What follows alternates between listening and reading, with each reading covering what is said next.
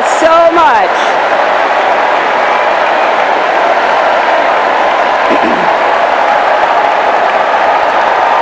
Thank you. Thank you.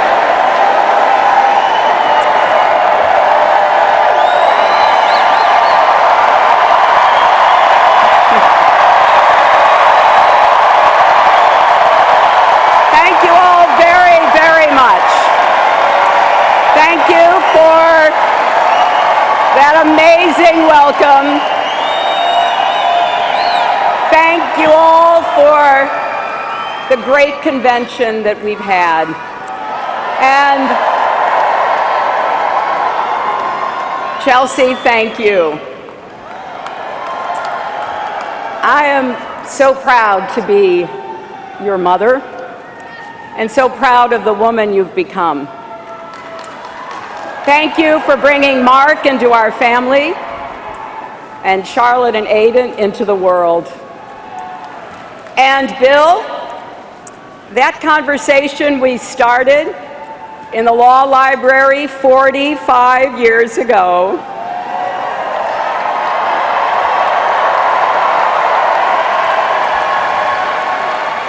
it is still going strong.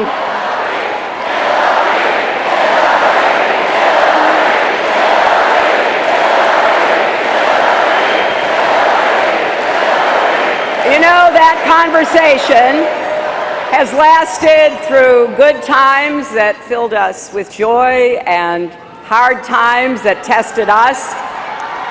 And I've even gotten a few words in along the way. On Tuesday night, I was so happy to see that my explainer-in-chief is still on the job. I'm also grateful to the rest of my family and to the friends of a lifetime. For all of you whose hard work brought us here tonight, and to those of you who joined this campaign this week, thank you. What a remarkable week it's been.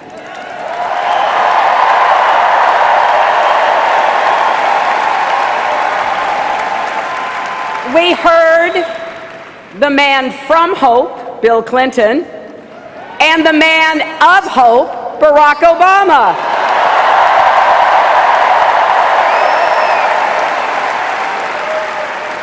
America is stronger because of President Obama's leadership, and I'm better because of his friendship.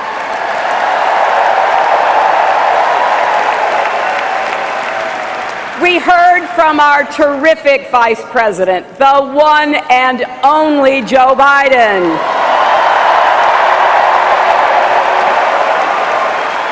He spoke from his big heart about our party's commitment to working people, as only he can do. And First Lady Michelle Obama reminded us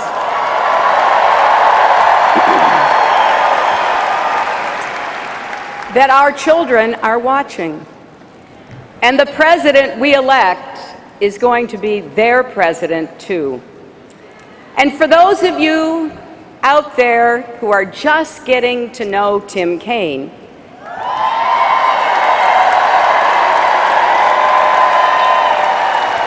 you will soon understand why the people of Virginia keep promoting him from city council and mayor to governor and now senator. And he will make our whole country proud as our vice president.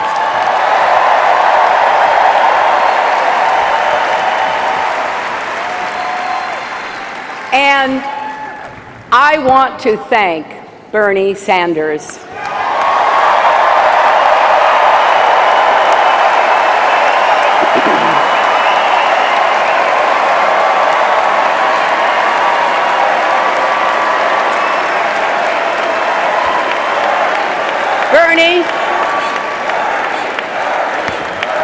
Bernie, your campaign inspired millions of Americans, particularly the young people who threw their hearts and souls into our primary. You've put economic and social justice issues front and center where they belong. And to all of your supporters here and around the country, I want you to know, I've heard you. Your cause is our cause.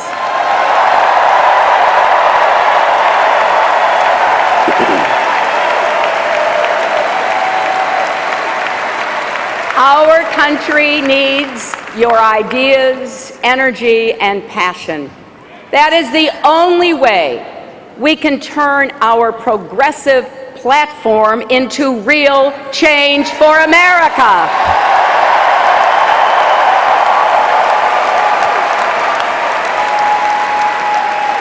We wrote it together. Now let's go out and make it happen together.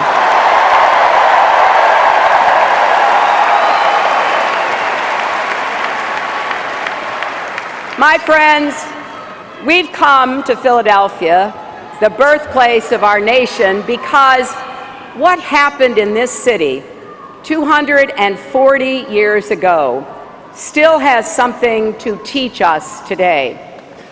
We all know the story, but we usually focus on how it turned out, and not enough on how close that story came to never being written at all.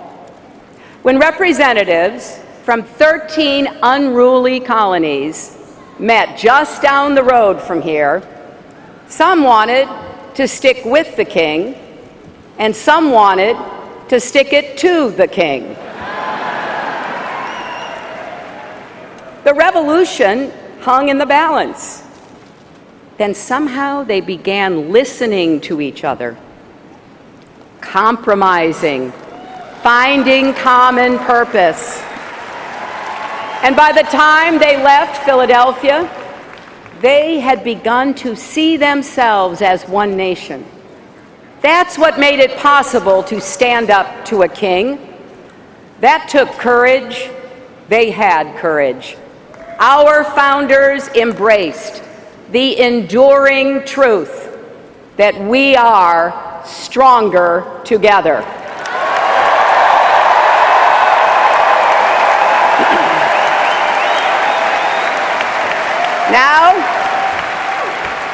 Now America is once again at a moment of reckoning. Powerful forces are threatening to pull us apart.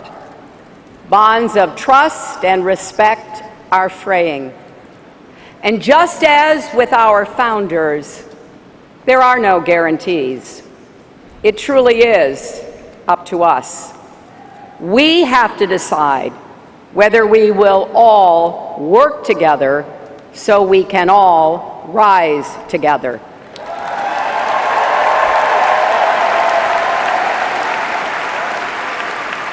Our country's motto is E pluribus unum. Out of many, we are one. Will we stay true to that motto? Well, we heard Donald Trump's answer last week at his convention. He wants to divide us from the rest of the world and from each other. He's betting that the perils of today's world will blind us to its unlimited promise. He's taken the Republican Party a long way, from morning in America to midnight in America. He wants us to fear the future and fear each other. Well, you know, a great Democratic president, Franklin Delano Roosevelt, came up with the perfect rebuke to Trump more than 80 years ago during a much more perilous time. The only thing we have to fear is fear itself.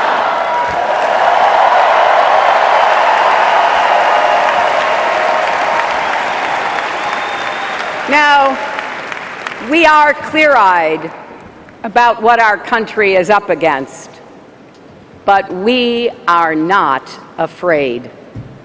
We will rise to the challenge, just as we always have. We will not build a wall, Instead, we will build an economy where everyone who wants a good job can get one.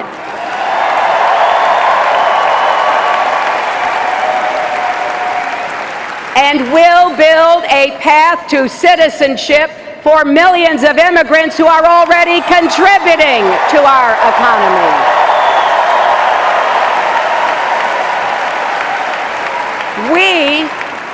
We will not ban a religion. We will work with all Americans and our allies to fight and defeat terrorism.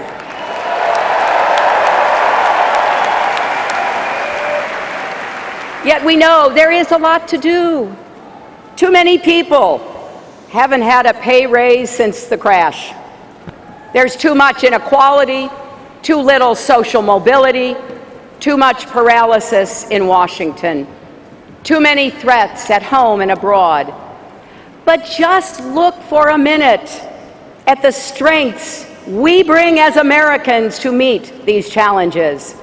We have the most dynamic and diverse people in the world. We have the most tolerant and generous young people we've ever had.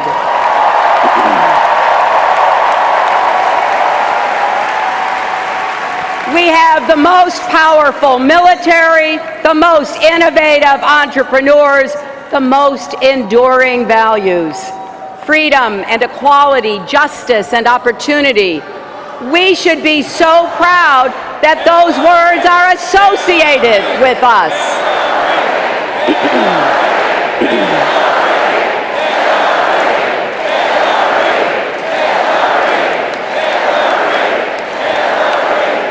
I have to tell you, as your Secretary of State, I went to 112 countries.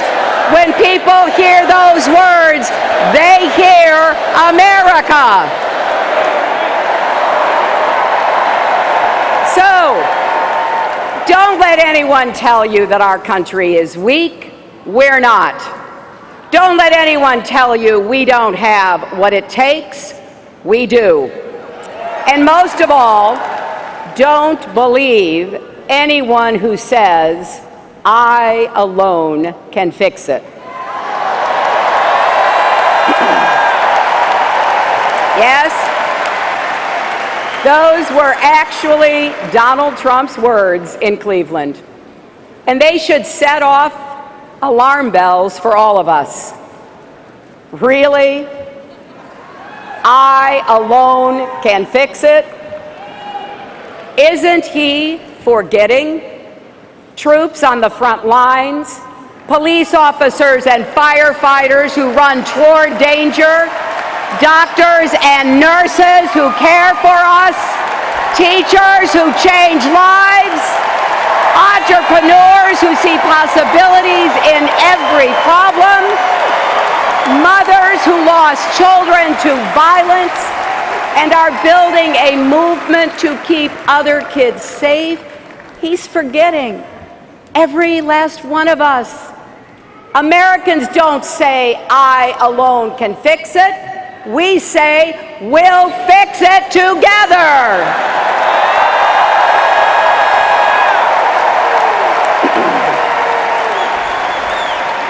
And remember,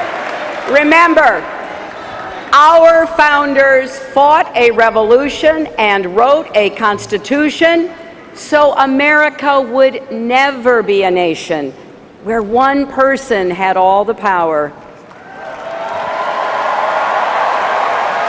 240 years later, we still put our faith in each other.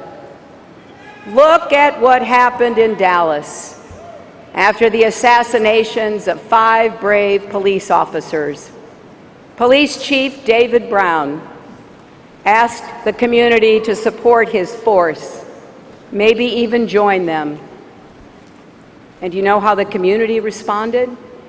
Nearly 500 people applied in just 12 days.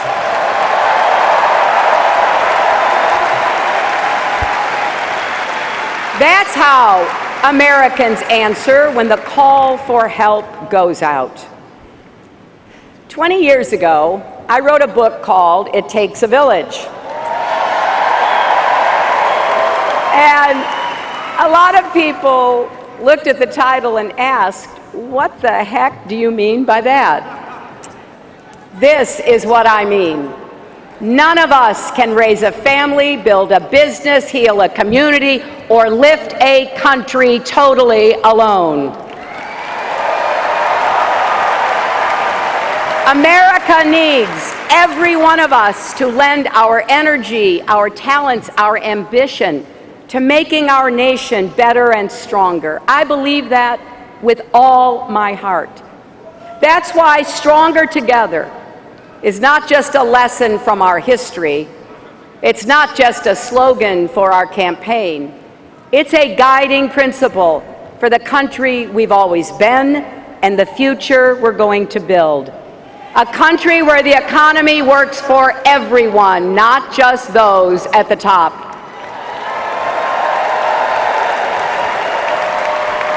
Where you can get a good job and send your kids to a good school, no matter what zip code you live in. A country where all our children can dream and those dreams are within reach. Where families are strong, communities are safe, and yes, where love trumps hate.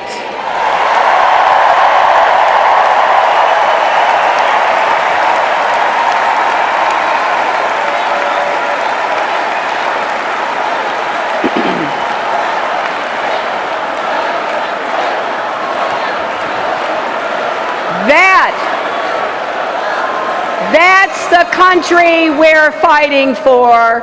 That's the future we're working toward. And so, my friends, it is with humility, determination, and boundless confidence in America's promise that I accept your nomination for President of the United States.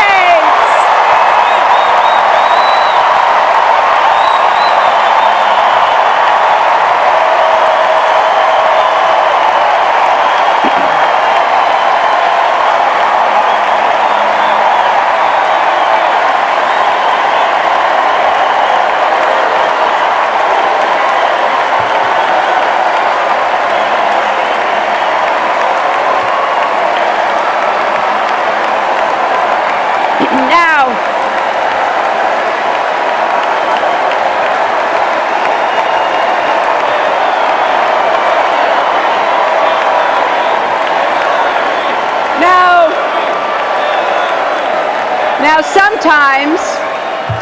sometimes the people at this podium are new to the national stage.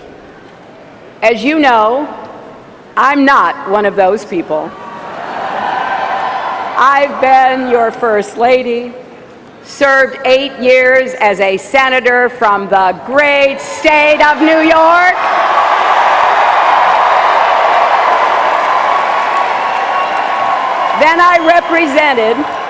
Then I represented all of you as Secretary of State.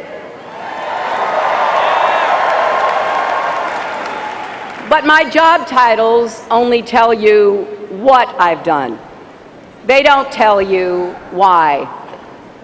The truth is, through all these years of public service, the service part has always come easier to me than the public part. I get it, that some people just don't know what to make of me. So, let me tell you, the family I'm from, well, no one had their name on big buildings. My family were builders of a different kind. Builders in the way most American families are. They used whatever tools they had, whatever God gave them, and whatever life in America provided, and built better lives and better futures for their kids. My grandfather worked in the same Scranton lace mill for 50 years because he believed that if he gave everything he had, his children would have a better life than he did. And he was right. My dad, Hugh, made it to college. He played football at Penn State and enlisted in the Navy after Pearl Harbor. When the war was over, he started his own small business printing fabric for draperies. I remember watching him stand for hours over silk screens. He wanted to give my brothers and me opportunities he never had, and he did. My mother, Dorothy, was abandoned by her parents as a young girl. She ended up on her own at 14 working as a housemaid. She was saved by the kindness of others. Her first grade teacher saw she had nothing to eat at lunch and brought extra food to share the entire year. The lesson she passed on to me years later stuck with me. No one gets through life alone. We have to look out for each other and lift each other up. And she made sure I learned the words from our Methodist faith. Do all the good you can for all the people you can in all the ways you can as long as ever you can.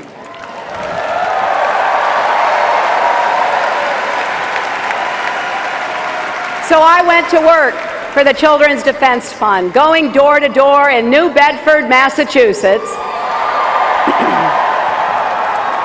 on behalf of children with disabilities who were denied the chance to go to school.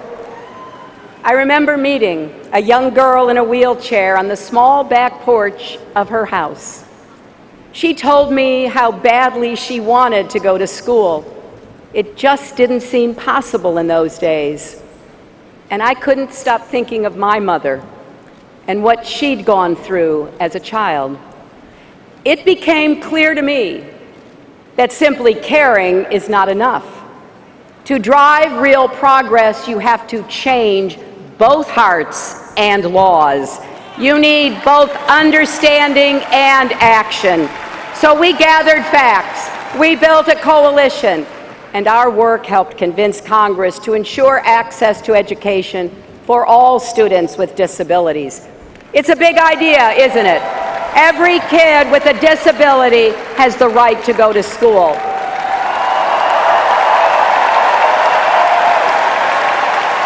But how? How do you make an idea like that real? You do it step by step, year by year, sometimes even door by door. My heart just swelled when I saw Anastasia Somoza representing millions of young people on this stage.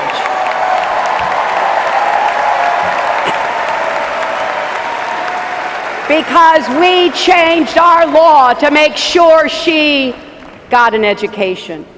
So it's true. I sweat the details of policy, whether we're talking about the exact level of lead in the drinking water in Flint, Michigan, the number of mental health facilities in Iowa, or the cost of your prescription drugs. Because it's not just a detail if it's your kid, if it's your family. It's a big deal. And it should be a big deal to your president, too.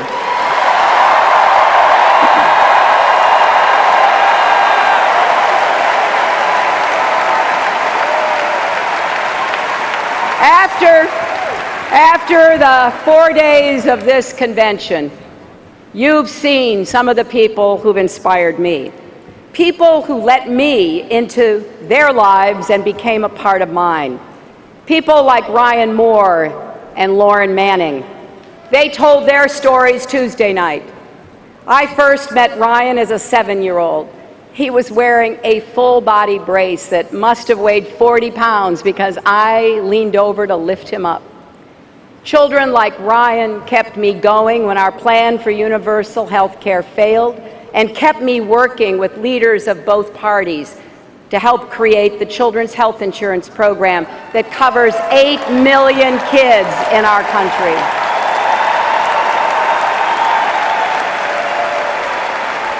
Lauren Manning, who stood here with such grace and power, was gravely injured on 9/11. It was the thought of her and Debbie St. John, who you saw in the movie, and John Dolan and Joe Sweeney and all the victims and survivors that kept me working as hard as I could in the Senate on behalf of 9/11 families and our first responders who got sick from their time at Ground Zero. I was thinking of Lauren, Debbie, and all the others 10 years later in the White House Situation Room when President Obama made the courageous decision that finally brought Osama bin Laden to justice.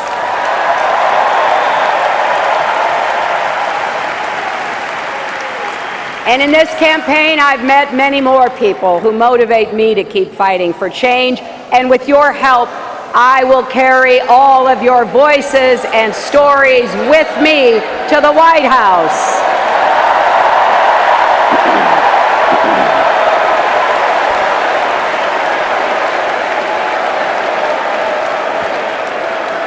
And you heard some from Republicans and independents who are supporting our campaign. Well, I will be a president for Democrats, Republicans, independents, for the struggling, the striving, the successful, for all those who vote for me and for those who don't, for all Americans together.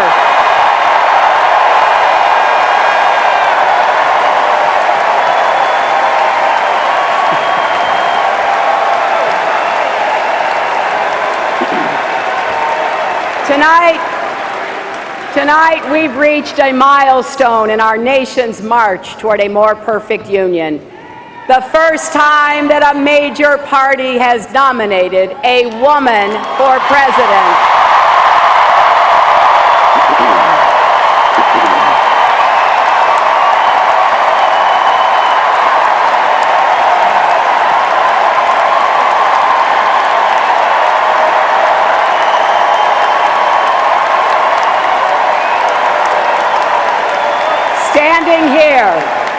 Standing here as my mother's daughter and my daughter's mother, I'm so happy this day has come. I'm happy for grandmothers and little girls and everyone in between.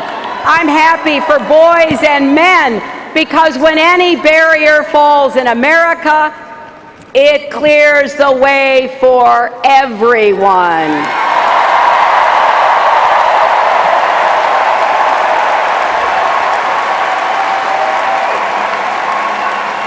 After all, when there are no ceilings, the sky's the limit.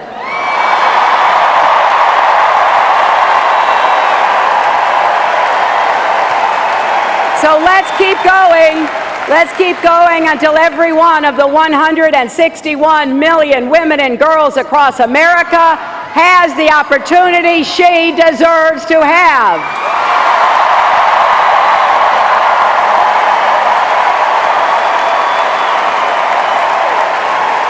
But even more important than the history we make tonight is the history we will write together in the years ahead.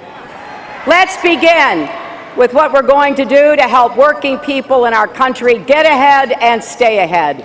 Now, I don't think President Obama and Vice President Biden get the credit they deserve for saving us from the worst economic crisis of our lifetimes.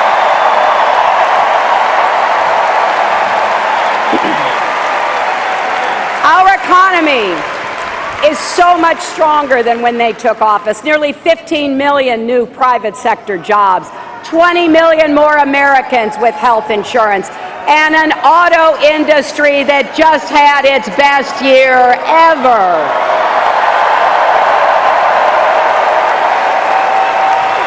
Now, that's real progress. But none of us can be satisfied with the status quo, not by a long shot. We're still facing deep-seated problems that developed long before the recession and have stayed with us through the recovery. I've gone around the country talking to working families, and I've heard from many who feel like the economy sure isn't working for them. Some of you are frustrated, even furious. And you know what? You're right. It's not yet working the way it should. Americans are willing to work and work hard, but right now an awful lot of people feel there is less and less respect for the work they do, and less respect for them, period. Democrats, we are the party of working people.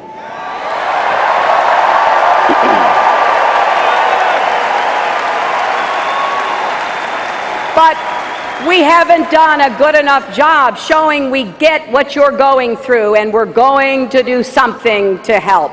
So tonight I want to tell you how we will empower Americans to live better lives. My primary mission as president will be to create more opportunity and more good jobs with rising wages right here in the United States. From my first day in office to my last, especially in places that for too long have been left out and left behind, from our inner cities to our small towns, from Indian country to coal country, from communities ravaged by addiction to regions hollowed out by plant closures. And here's what I believe. I believe America thrives when the middle class thrives. I believe our economy isn't working the way it should because our democracy isn't working the way it should.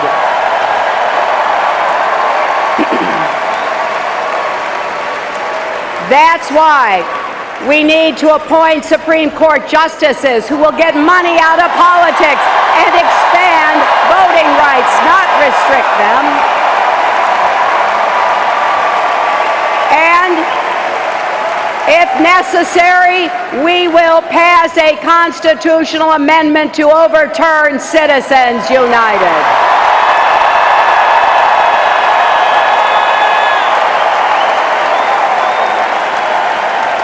I believe American corporations that have gotten so much from our country should be just as patriotic in return. Many of them are, but too many aren't. It's wrong to take tax breaks with one hand and give out pink slips with the other. And I believe Wall Street can never, ever be allowed to wreck Main Street again.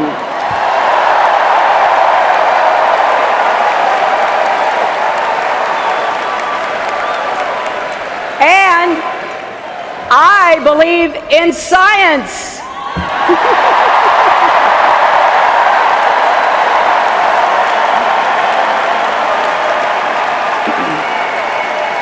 I believe climate change is real and that we can save our planet while creating millions of good-paying clean energy jobs. I believe that when we have millions of hard-working immigrants contributing to our economy, it would be self-defeating and inhumane to try to kick them out.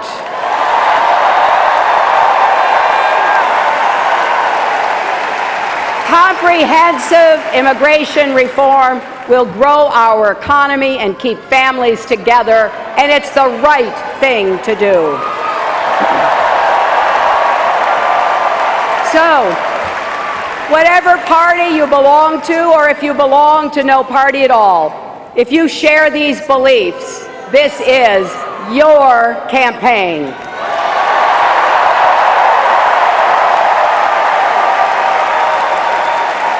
If you believe that companies should share profits, not pad executive bonuses, join us.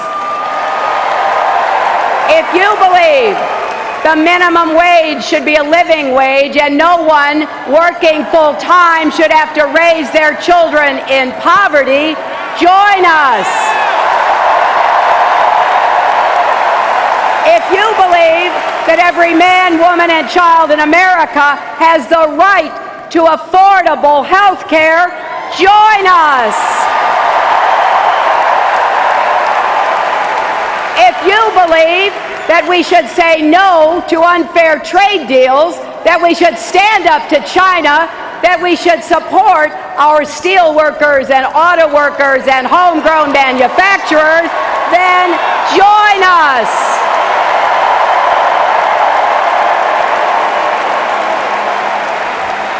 If you believe we should expand Social Security and protect a woman's right to make her own health care decisions, then join us.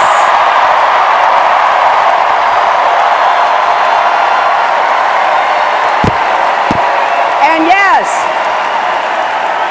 yes, if you believe that your working mother, wife, sister, or daughter deserves equal pay, join us.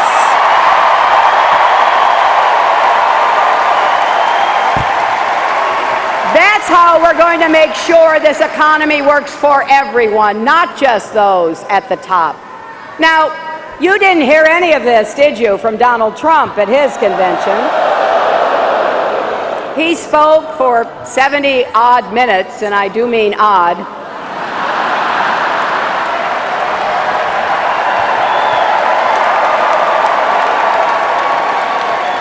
And he offered 0 solutions. But we already know he doesn't believe these things. No wonder he doesn't like talking about his plans. You might have noticed I love talking about mine.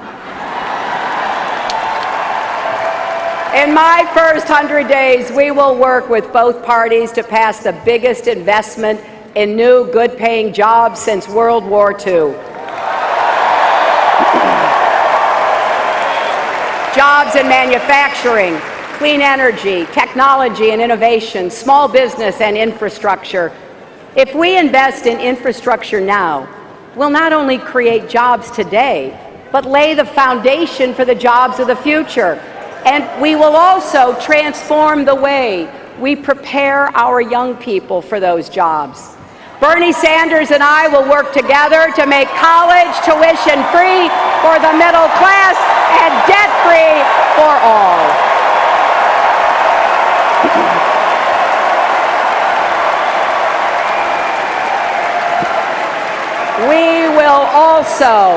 We will also liberate millions of people who already have student debt.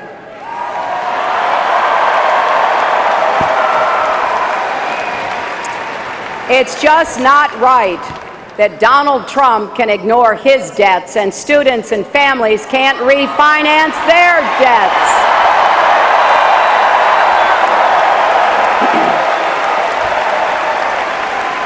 And something we don't say often enough, sure, college is crucial, but a 4-year degree should not be the only path to a good job. We will help more people learn a skill or practice a trade and make a good living doing it.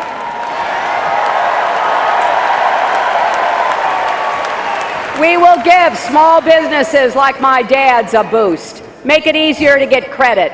Way too many dreams die in the parking lots of banks. In America, if you can dream it, you should be able to build it. And we will help you balance family and work. And you know what? If fighting for affordable child care and paid family leave is playing the woman card, then deal me in.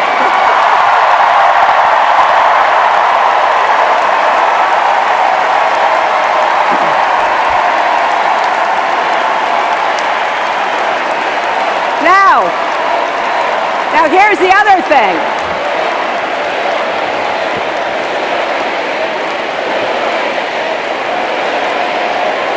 Now, we're not only going to make all of these investments, we're going to pay for every single one of them. And here's how. Wall Street, corporations, and the super rich are going to start paying their fair share of taxes.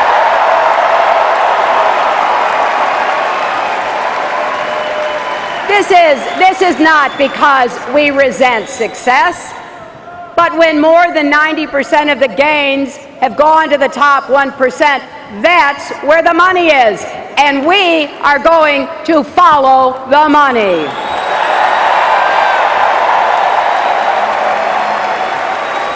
And if companies take tax breaks and then ship jobs overseas, we'll make them pay us back, and we'll put that money to work where it belongs, creating jobs here at home.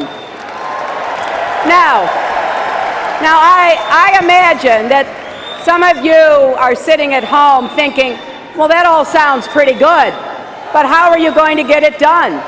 How are you going to break through the gridlock in Washington? Well, look at my record. I've worked across the aisle to pass laws and treaties and to launch new programs that help millions of people. And if you give me the chance, that's exactly what I'll do as president. But then I also imagine people are thinking out there, but Trump, he's a businessman. He must know something about the economy. Well, let's take a closer look, shall we? In Atlantic City, 60 miles from here, you will find contractors and small businesses who lost everything because Donald Trump refused to pay his bills. Now remember what the president said last night. Don't boo, vote.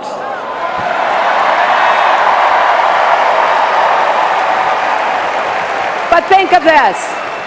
People who did the work and needed the money, not because he couldn't pay them, but because he wouldn't pay them. He just stiffed them. And you know that sales pitch he's making to be president? Put your faith in him and you'll win big. That's the same sales pitch he made to all those small businesses. Then Trump walked away and left working people holding the bag.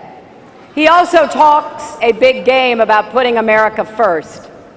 Well, please explain what part of America first leads him to make Trump ties in China, not Colorado, Trump suits in Mexico, not Michigan, Trump furniture in Turkey, not Ohio, Trump picture frames in India, not Wisconsin. Donald Trump says he wants to make America great again. Well, he could start by actually making things in America again.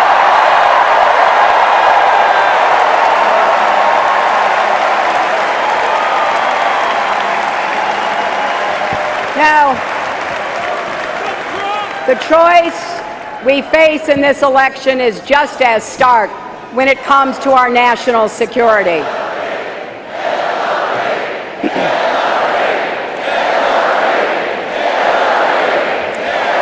You know, anyone reading the news can see the threats and turbulence we face, from Baghdad to Kabul to Nice and Paris and Brussels, from San Bernardino to Orlando. We're dealing with determined enemies that must be defeated. So it's no wonder that people are anxious and looking for reassurance, looking for steady leadership, wanting a leader who understands we are stronger when we work with our allies around the world and care for our veterans here at home.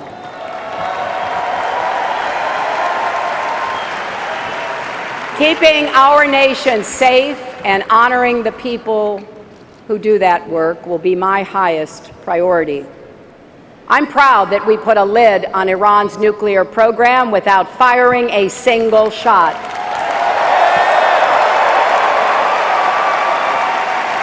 Now we have to enforce it, and we must keep supporting Israel's security.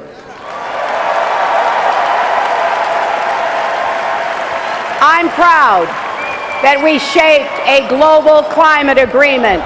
Now we have to hold every country accountable to their commitments, including ourselves. And I'm proud to stand by our allies in NATO against any threat they face, including from Russia.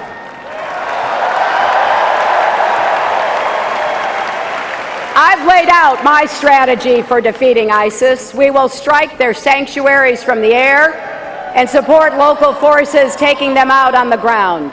We will surge our intelligence so we detect and prevent attacks before they happen. We will disrupt their efforts online to reach and radicalize young people in our country. It won't be easy or quick, but make no mistake, we will prevail. Now, Donald Trump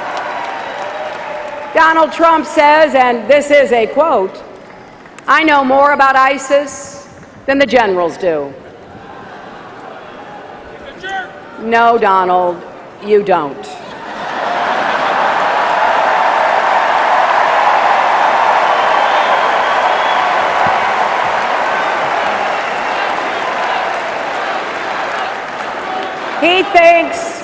He thinks he knows more than our military because he claimed our armed forces are a disaster. Well, I've had the privilege to work closely with our troops and our veterans for many years, including as a senator on the Armed Services Committee, and I know how wrong he is. Our military is a national treasure. We entrust our commander-in-chief to make the hardest decisions our nation faces, decisions about war and peace, life and death. A president should respect the men and women who risk their lives to serve our country.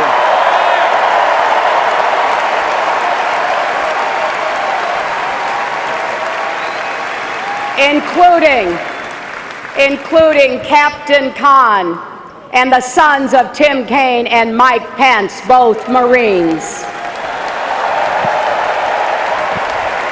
So just ask yourself, do you really think Donald Trump has the temperament to be commander-in-chief?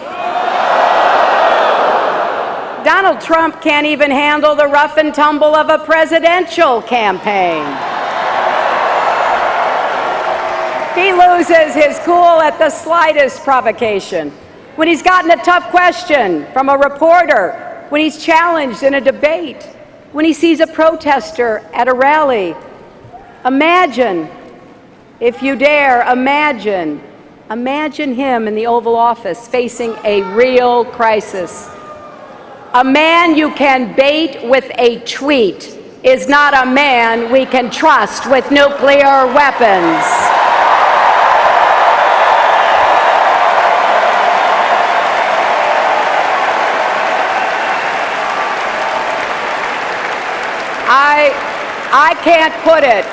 I can't put it any better than Jackie Kennedy did after the Cuban Missile Crisis. She said that what worried President Kennedy during that very dangerous time was that a war might be started, not by big men with self-control and restraint, but by little men, the ones moved by fear and pride.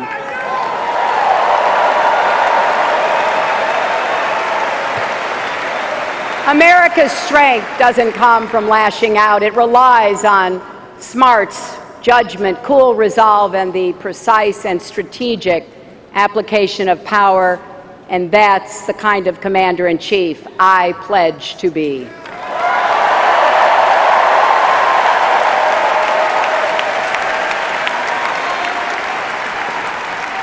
And if we're serious about keeping our country safe, we also can't afford to have a president who's in the pocket of the gun lobby.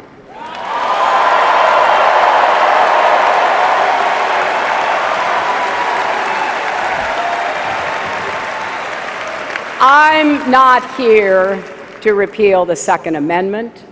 I'm not here to take away your guns.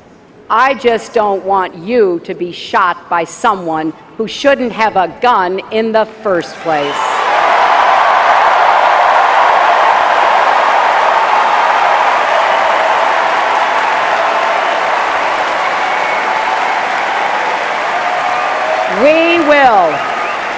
We will work tirelessly with responsible gun owners to pass common sense reforms and keep guns out of the hands of criminals, terrorists, and all others who would do us harm.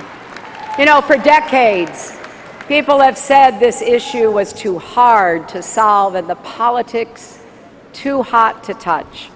But I ask you, how can we just stand by and do nothing?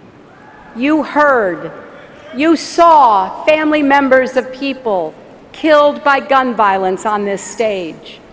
You heard, you saw family members of police officers killed in the line of duty because they were outgunned by criminals.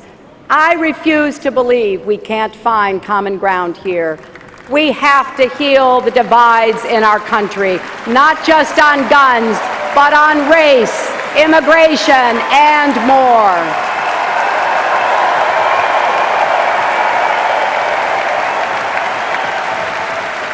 And that starts with listening to each other, trying as best we can to walk in each other's shoes.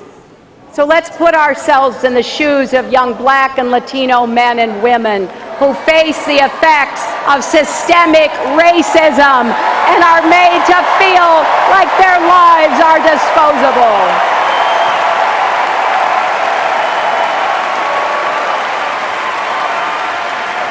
Let's put ourselves in the shoes of police officers kissing their kids and spouses goodbye every day, heading off to do a dangerous and necessary job. We will reform our criminal justice system from end to end and rebuild trust between law enforcement and the communities they serve.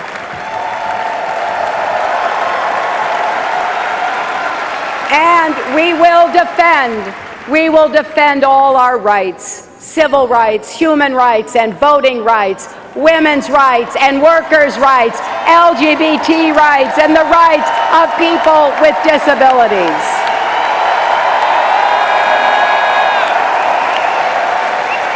And we will stand up against mean and divisive rhetoric wherever it comes from.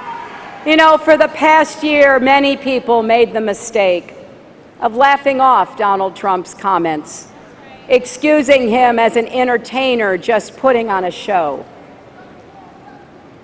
They thought he couldn't possibly mean all the horrible things he says, like when he called women pigs or said that an American judge couldn't be fair because of his Mexican heritage, or when he mocks and mimics a reporter with a disability or insults prisoners of war like John McCain, a hero and a patriot who deserves our respect. Now, at first, I admit, I couldn't believe he meant it either. It was just too hard to fathom that someone who wants to lead our nation could say those things, could be like that. But here's the sad truth.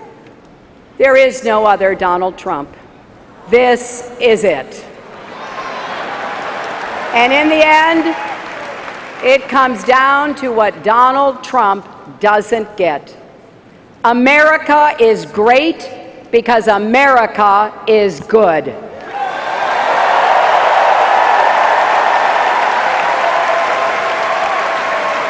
So, enough with the bigotry and the bombast. Donald Trump's not offering real change, he's offering empty promises. And what are we offering? A bold agenda to improve the lives of people across our country, to keep you safe, to get you good jobs, to give your kids the opportunities they deserve. The choice is clear, my friends.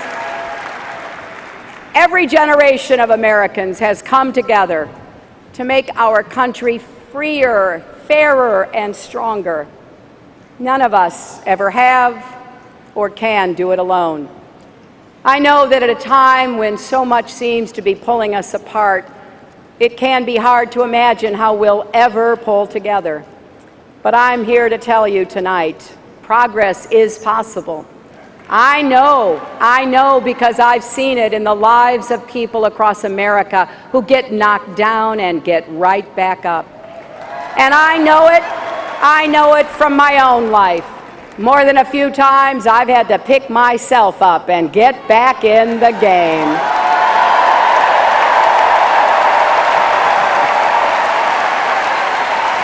like so much else in my life, I got this from my mother too. She never let me back down from any challenge. When I tried to hide from a neighborhood bully, she literally blocked the door. "Go back out there," she said. And she was right. You have to stand up to bullies. You have to keep working to make things better, even when the odds are long and the opposition is fierce. We lost our mother a few years ago, but I miss her every day, and I still hear her voice urging me to keep working, keep fighting for right no matter what. That's what we need to do together as a nation. And though we may not live to see the glory, as the song from the musical Hamilton goes, let us gladly join the fight.